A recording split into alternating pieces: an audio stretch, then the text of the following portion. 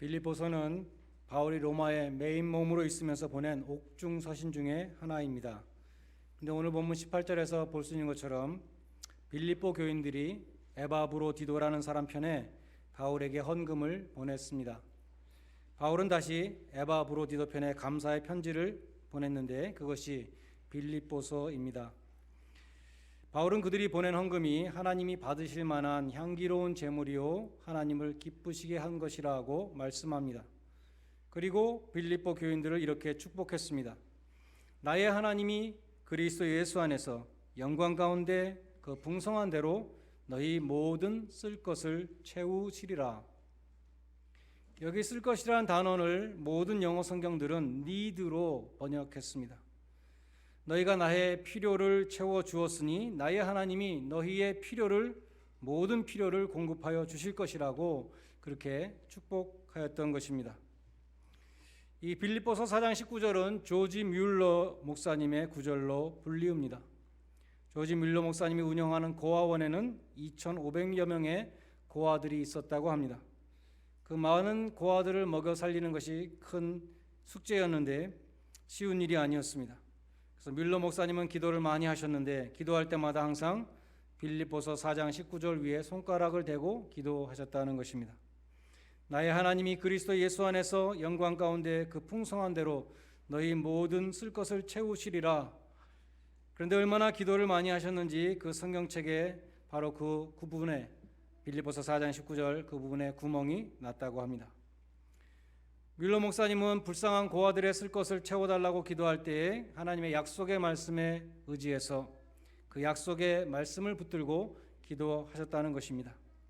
그것이 뮬러 목사님이 평생 5만 번의 기도 응답을 받은 비결이었다고 할 수 있을 것 같습니다. 우리는 먼저 이 약속의 말씀, 모든 필요를 채워주신다는 약속의 말씀이 누구를 향한 말씀인가를 우리는 기억하여야 합니다. 이 약속은 힘을 다해서 바울에게 헌금을 보냈던 그 빌립보 교인들에게 하신 축복의 말씀 또한 약속의 말씀이었습니다. 말라기서 3장 10절에 보면 그런 약속이 있죠. 내가 하늘 문을 열고 너희에게 복을 쌓을 곳이 없도록 부어주리라. 나를 시험하여 보라. 이 약속의 말씀도 역시 온전한 11조를 드리는 사람에게 주시는 약속의 말씀입니다.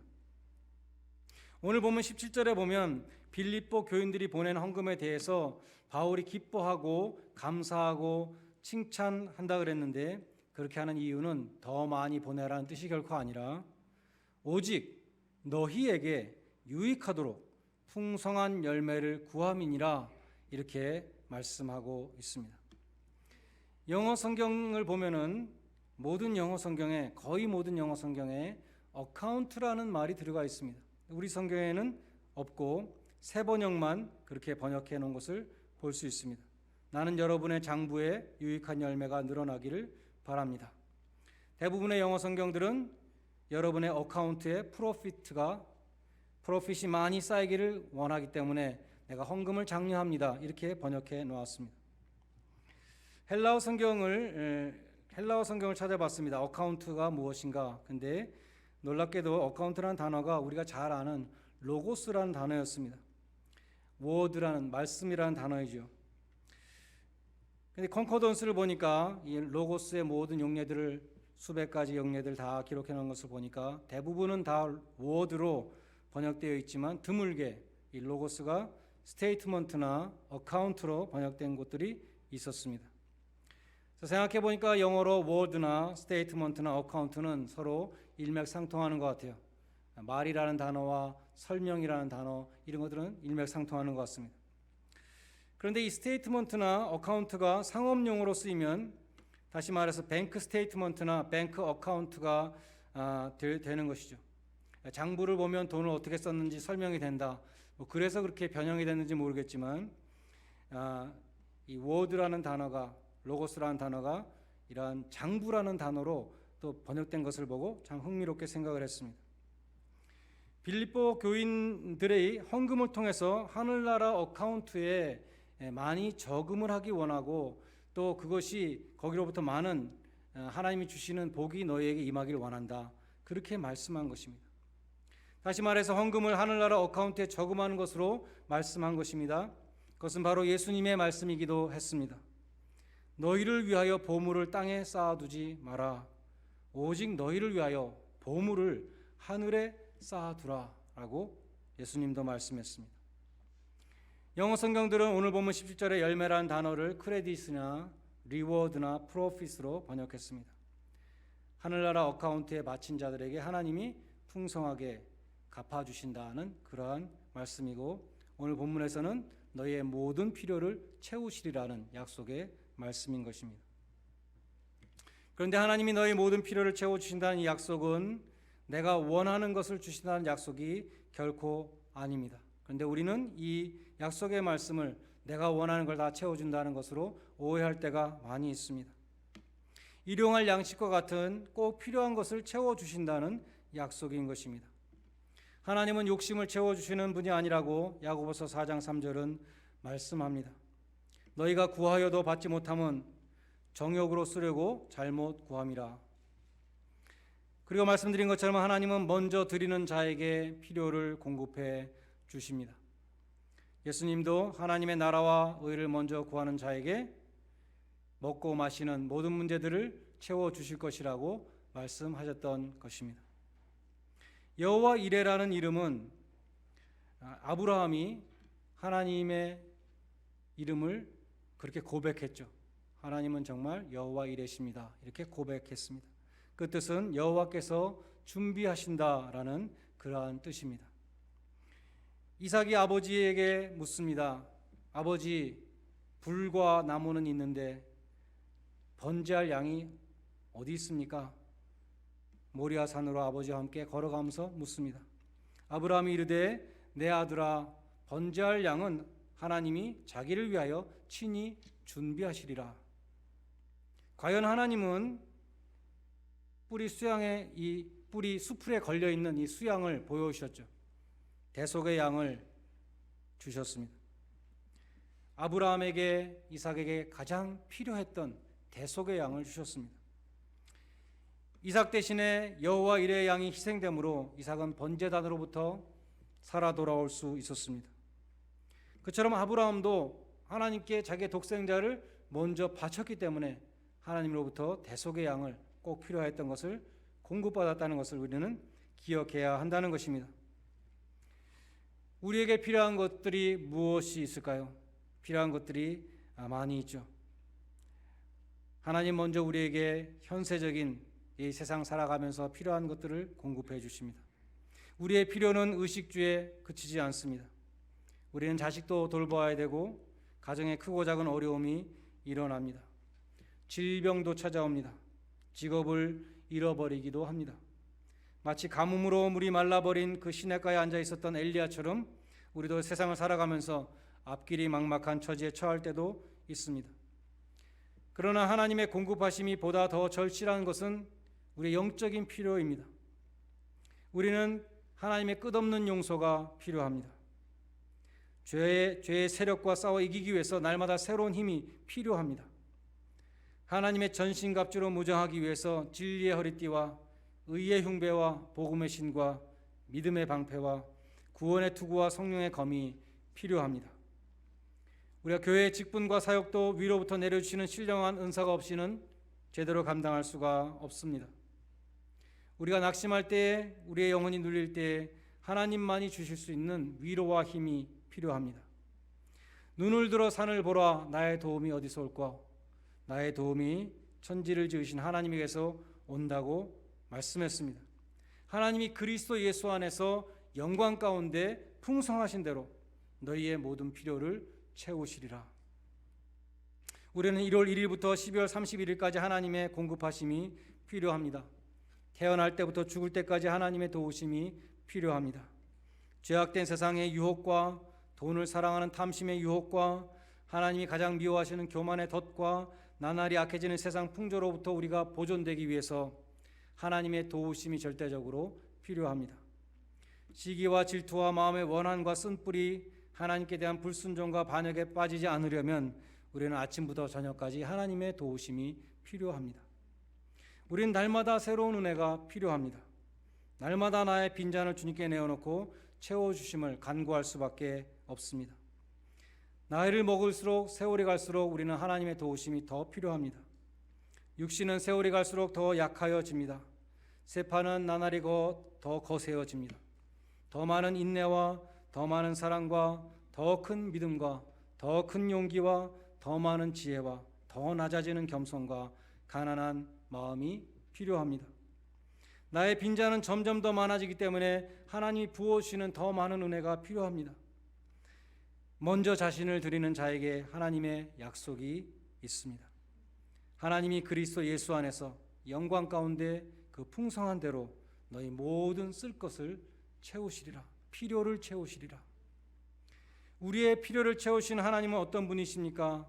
아낌없이 주시는 분이라고 로마서 8장 32절은 말씀합니다. 자기 아들을 아끼지 않고 주신 하나님께서 어찌 그 아들과 함께 모든 것을 우리에게 은사로 내어주시지 아니하시겠는가? 가장 중요한 가장 귀한 독생자를 아낌없이 주셨는데 무엇을 아까워하시겠는가? 너희의 필요를 채워주시지 않으시겠는가? 라는 것입니다. 독생자를 주시기까지 사랑하시는 우리를 사랑하시는 그 하나님께 아무것도 아낄 것이 없습니다. 모든 것을 은사로 값없이 주시는 것입니다. 하나님이 이스라엘 자손들에게 주셨던 일용할 양식 만나가 있습니다. 그 만나는 매일같이 끊임없이 필요한 만큼 내렸습니다. 출애굽기 16장 35절에 보면 이스라엘 자손이 가나안 땅에 이르기까지 40년 동안 그 만나를 먹었는데 가나안 땅에 들어갈 때까지 먹었다 그랬습니다. 여호수아서 5장 12절에 보면 가나안 땅에 들어가니까 멈췄다 그랬습니다. 가나안 땅에 들어간 다음부터는 가나안 땅의 열매를 먹었다고 기록되어 있습니다. 하나님은 일용할 양식밖에 주시지 않았지만 가나안 땅에 들어갈 때까지, 다시 말해서 그들이 필요할 때까지 필요한 만큼 공급해 주셨던 것입니다. 요한복음 6장에 보면 무리들이 예수님에게 표적을 구했습니다. 모세가 광야에서 만나를 내리게 했는데 우리 조상들에게 광야에서 떡을 먹어줬는데 당신은 우리에게 어떤 표적을 보여주려고 합니까? 표적을 보여줘야 믿겠습니다. 예수님은 먼저 만나는 모세가 준 것이 아니라 하늘 아버지가 주신 것이라고 정정해 주셨습니다. 그리고 하나님의 떡이라는 것은 무엇인가? 하늘로서 내려서 이 세상에 생명을 주는 것이다. 이렇게 정의해 주셨습니다. 그러니까 무리들이 말합니다. 그 떡을 항상 우리에게 주옵소서. 얼마나 탐욕스럽습니까? 하늘로서 내려서 생명을 주는 그 떡을 우리에게 항상 주시옵소서. 그렇게 요청했습니다. 그러자 예수님은 내가 바로 그 생명의 떡이다라고 말씀하셨습니다. 만나와 대조하시면서 너희 조상들은 만나를 먹고도 죽었지만 생명의 떡인 나를 먹는 자는 영원히 산다고 말씀하셨습니다. 예수님은 내가 바로 생명을 주는 떡이라고 말씀했습니다. 너희 조상들은 만나를 먹고도 다 죽었지만 생명의 떡인 나를 먹는 자는, 다시 말해서 나를 믿는 자는 영원히 살리라고 말씀하셨습니다. 그 예수님을 아낌없이 주신 하나님께서 너희 모든 필요를 그리스도 예수 안에서 영광되고 풍성되게 채워주신다고 말씀합니다. 하나님께서 가장 큰 선물인 예수님과 함께 모든 것을 주신다고 했기 때문에 예수님을 소유한 사람은 모든 것을 소유한 사람이라는 것입니다. 설교를 준비하면서 어떤 미국 목사님의 설교 예화를 본 것이 있습니다. 그것을 여러분에게 소개시켜 드리려고 합니다. 시카고 트리뷴이라는 그 유명한 신문이 있죠. 거기 기자였던 리 스트로벨이라는 기자가 크리스마스를 앞두고 도심에 살고 있는 가난한 가정의 어려움에 대해서 소개하라는 그러한 취재의 일을 맡았습니다. 당시에 독실한 무신론자였던 스트로벨 기자는 어떠한 가난한 가정을 찾아갔는데 그 가정이 그 가난한 환경을 극복하는 태도를 보고 놀랐다는 것을 간증했던 것입니다. 그 가정에는 60살 먹은 퍼펙타라고 하는 여자가 있었고 그 여자의 두 손녀인 리디아와 제니, 세 사람으로 구성된 델가도스라는 가정이었습니다. 이게 라스트 네임인 것 같아요. 제가 발음을 제대로 하는지 모르겠는데 이 델가도스 가정이 있었습니다. 이 가정은 바퀴벌레가 드글거리는 공동주택에 살고 있었는데 그 공동주택이 불타버리는 바람에 웨스트 사이드의 작은 투베드로 아파트에 이사와서 살고 있었습니다. 이 기자가 아파트에 들어가 보니까 믿을 수 없을 정도로 짐이 없었습니다. 다 불타버렸으니까 없었겠죠.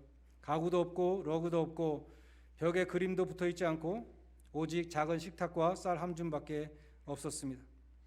그들은 가진 것이 아무것도 없다고 할 수 있었습니다. 11살 난 리디아와 13살 난 제니는 각각 반팔 드레스 하나씩 갖고 있었고 얇은 회색 스웨터는 두 사람이 공용이었습니다. 그래서 매서운 추위에 반마일 걸어가는 학교 갈 때에 리디아가 먼저 스웨터를 입고 가다가 추위에 떨고 있는 언니에게 벗어주면 제니가 그 나머지 거리 동안에 스웨터를 입고 가는 그러한 사정이었습니다. 퍼펙터는 그러한 가난에도 불구하고 또 이 관절염이 있어서 관절통이 있어서 걸음을 잘 걷지 못했다 그래요.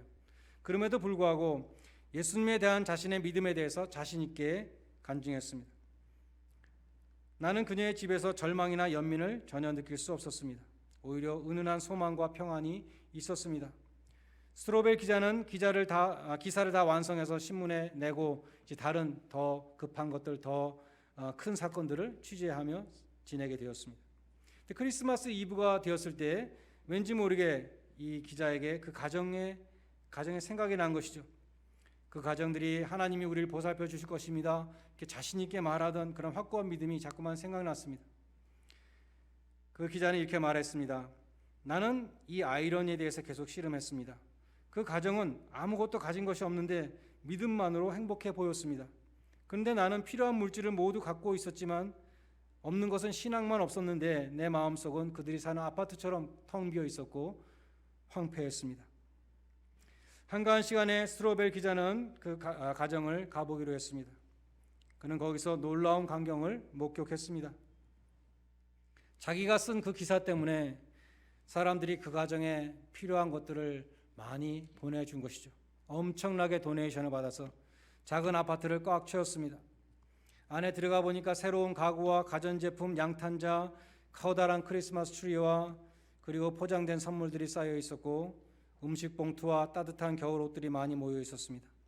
어떤 사람은 심지어 많은 액수의 돈을 보내주기도 했습니다.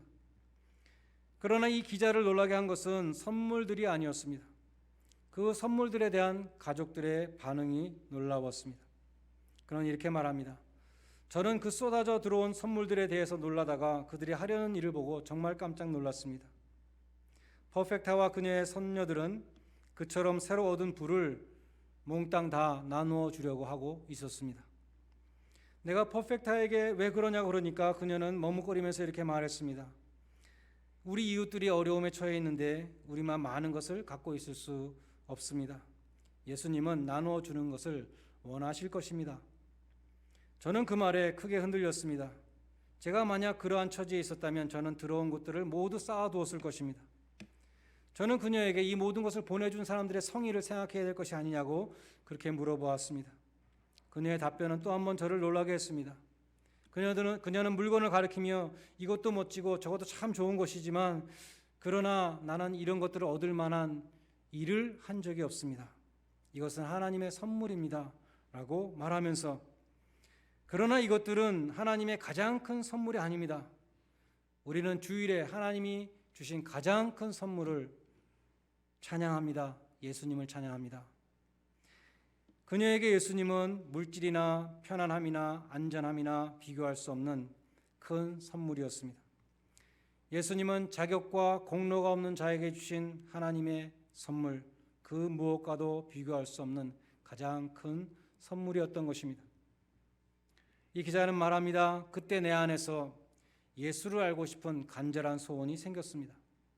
퍼펙타와 그녀의 손녀들은 예수님을 보여주고 있었기 때문입니다. 그들은 가난하면서도 평안하였지만 저는 풍요로우면서도 불안했습니다. 그들은 나눔의 기쁨을 누렸지만 저는 외롭게 야망을 쫓고 있었습니다. 그들은 하늘의 소망을 바라보았지만 저는 나 자신만 보고 있었습니다. 그들은 영적인 세계의 경탄스러움을 경험하고 있었지만 저는 천박한 물질에 매여 있었습니다. 저는 그들이 가진 것을 동경했습니다. 더 정확히 말해서 저는 그들이 아는 분을 동경했습니다. 라고 말했다는 것입니다. 그렇습니다. 예수님을 소유한 사람에게는 그처럼 은혜가 넘치는 것입니다. 요한복음 1장 16절에 보면 우리가 주님께 은혜를 받을 때 충만한 데서 받는다. 은혜 위에 은혜다라고 말씀합니다. 받고 또 받고 아무리 받아도 주님이 주시는 은혜는 고갈되지 않습니다. 예수님에게서는 영생하도록 솟아나는 샘물과 같은 은혜가 항상 충만하십니다. 부어주시고 또 부어주셔도 영원히 고갈되지 않습니다. 그러므로 우리에게 은혜가 고갈될 때에 우리는 누구에게로 가야 하겠습니까? 은혜의 근원이 되시는 주님에게로 가야 합니다. 우리는 번성할 때에도 주님의 은혜가 필요하고 역경 중에서도 주님의 은혜가 필요합니다. 해가 비치는 날에도 주님의 은혜가 필요하고 비가 오는 날에도 주님의 은혜가 필요합니다. 교회는 어려울 때에도 주님의 은혜가 필요하고 부흥할 때에도 은혜가 필요합니다. 앞길이 훤히 보일 때에도 주님의 은혜가 필요하고 앞길이 보이지 않을 때에도 주님의 은혜가 필요합니다. 나의 십자가를 질 때에도 주님의 은혜가 필요하고 다른 사람의 십자가까지 질 때에도 주님의 은혜가 필요합니다. 우리 가운데 혹시 용기를 잃고 좌절하고 낭망하는 분이 계십니까? 우리는 주님께 은혜를 구해야 합니다. 감사 찬송에 그치신 분이 있습니까? 주님께 은혜를 구해야 합니다. 죄의 사슬을 끊지 못하고 있습니까? 주님의 도우심을 구해야 합니다. 주님은 이제 내가 은혜가 다 떨어져서 더 이상 줄 것이 없다. 결코 그렇게 말씀하시지 않습니다. 수고하고 무거운 짐진 자들아 다 내게로 오라고 말씀하십니다. 구하라 주실 것이요 너희가 얻지 못하면 구하지 아니하며 구하여도 받지 못하면 정욕으로 쓰려고 잘못 구함이니라. 우리가 깨끗한 마음으로 주님의 은혜를 구할 수 있기 원합니다. 주님이 차고 넘치도록 부어주실 것입니다. 다윗은 내 잔이 넘칩니다 라고 고백했습니다. 여러분의 필요를 채우시는 주님의 넘치는 은혜가 여러분의 삶 속에서 충만히 임하시기를 주님의 이름으로 간절히 축원드립니다. 기도하시겠습니다.